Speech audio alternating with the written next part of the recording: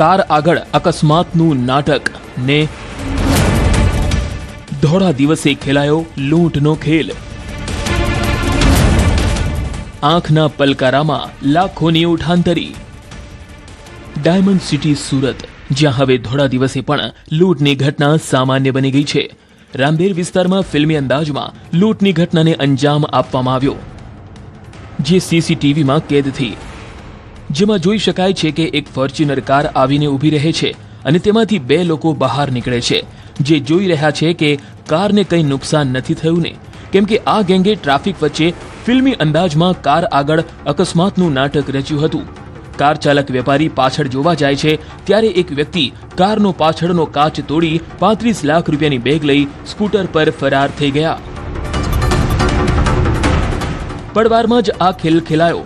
પોલીસે સીસીટીવીના આધારે બે આરોપીને ઝડપી પાડ્યા છે, જેની પાસેથી રૂપિયા 19.13 લાખ રિકવર કરાયા છે, જ્યારે બે આરોપી ફરાર છે।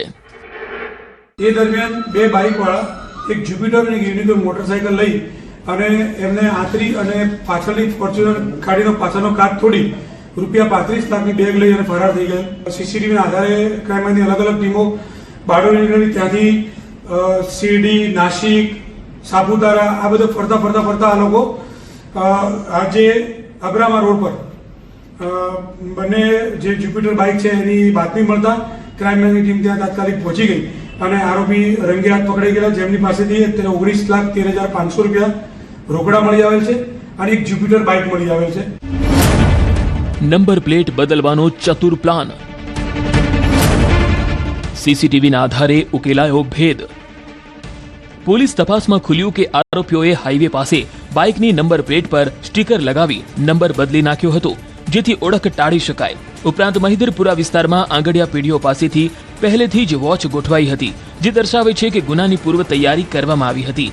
ગેંગના સભ્યો ખાસ લૂંટના ઈરાદે અમદાવાદથી બાઇક પર સુરત પહોંચ્યા હતા। સીસીટીવી અને ટેકનિકલ સર્વેલન્સની મદદથી અબ્રામા રોડ પરથી બે આરોપી ઝડપાયા। અમદાવાદના ચારાનગરના રહેવાસી છે અને આ લોકોનું કામ જ ચોરી કરવાનું છે। આ રીતે આજની એમોથી એ લોકો સવારે અમદાવાદથી વહેલા મળસ્કે નીકળી અને પ્લાનિંગ સાથે અહીંયા આંગડિયા પેઢીમાં ચોરી કરવા માટે જ આવેલા અને આંગડિયા પેઢીને જોઈ અને જે પૈસા લઈ નીકળે એની પાછળ પાડે, જ્યાં મોકો મળે ત્યાં આ લોકો આ પ્રકારનું કામ કરતા હોય છે। છારા ગેંગ સાથે સંકળાયેલા બંને આરોપી રીઢા ગુનેગાર। પકડાયેલા આરોપીઓ અમદાવાદની કુખ્યાત છારાનગર ગેંગ સાથે સંકળાયેલા હોવાનું બહાર આવ્યું। બંને રીઢા ગુનેગાર હોવાનું અને તેમના વિરુદ્ધ અગાઉ પણ અનેક ગુના નોંધાયેલા હોવાનું પોલીસે જણાવ્યું। આ કેસમાં કુલ 4 શખ્સો સંડોવાયેલા છે, જેમાંથી 2 હજુ ફરાર છે।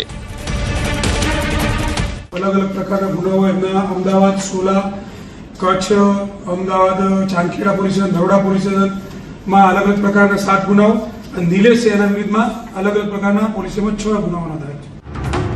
પોલીસે વિશ્વાસ વ્યક્ત કર્યો છે કે ટૂંક સમયમાં બાકીના આરોપીઓ અને બાકી રહેલી રકમ પણ રિકવર કરવામાં આવશે। ત્યારે સુરતમાં વધી રહેલી આ પ્રકારની ગુનાખોરી વચ્ચે આ ઝડપી કાર્યવાહીથી વેપારી વર્ગે રાહતનો શ્વાસ લીધો છે। સુરતથી કીર્તેશ પટેલ, ન્યૂઝ 18 ગુજરાતી।